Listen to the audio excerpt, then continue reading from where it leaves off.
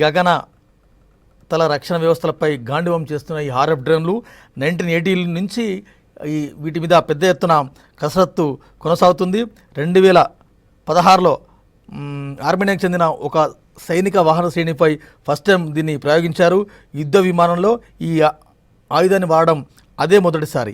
ఇక 2018లో సిరియాకు చెందిన గగనతల రక్షణ వ్యవస్థ SA-22 గ్రేహౌండ్ను ధ్వంసం చేయడానికి కూడా ఇదే ఆర్ఎఫ్ను ఉపయోగించినారు.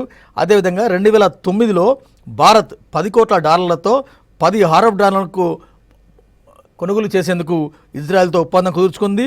భారత వాయుసేనలో ఇది వాడడం తొలిసారి. 2019లో మరో 54 ఆర్ఎఫ్లను కూడా భారత్ సమీకరించగలిగింది. తద్వారా గగనతల రక్షణ వ్యవస్థలపై గాండివాన్ని ప్రదర్శిస్తున్నాయి ఈ ఆర్ఎఫ్ డ్రోన్లు. భారత్ పాకిస్తాన్ సరిహద్దుల్లో ఉద్రిక్తతలు చోటు చేసుకుంటున్నాయి. త్రివిధ దళాల అధిపతులతో రక్షణ శాఖ మంత్రి రాజ్నాథ్ సింగ్ భేటీ అయినరు. చీఫ్ ఆఫ్ డిఫెన్స్తోనూ రక్షణ శాఖ మంత్రి సమావేశమైనరు. ఆ సమావేశం ప్రస్తుతం కొనసాగుతున్నది. మరోవైపు పాక్ కవింపులకు ధీటుగా భారత సైన్యం బదులిస్తున్నది. శత్రువుల మిలిటరీ పోస్టులను ధ్వంసం చేసిన దృశ్యాలను భారత సైన్యం విడుదల చేసింది. సరిహద్దుల్లో పాకిస్తాన్ డ్రోన్లతో దాడులకు పాల్పడుతుందని భారత ఆర్మీ చెబుతోంది. జమ్మూ కాశ్మీర్ నియంత్రణ రేఖ వెంబడి కాల్పుల విరమణ ఉల్లంఘించినట్టు పోస్ట్ ఒకటి.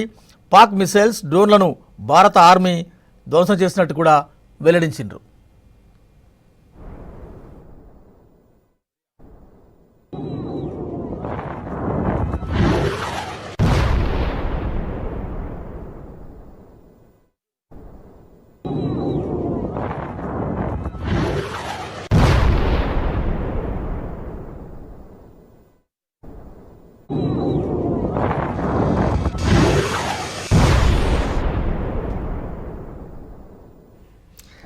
ఇండియన్ ఆర్మీకి సెల్యూట్ చేస్తున్నారు అనేక మంది సెలబ్రిటీలు.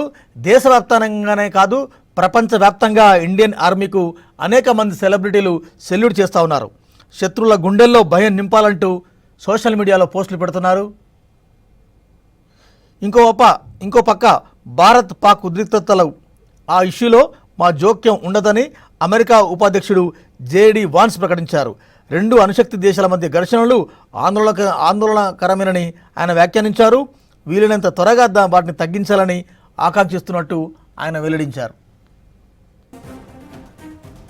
సోషల్ మీడియాలో రకరకాల పోస్టులు వెల్లడవుతున్నాయి. అవి అవాస్తవాన్ని PIB ఖండిస్తుంది.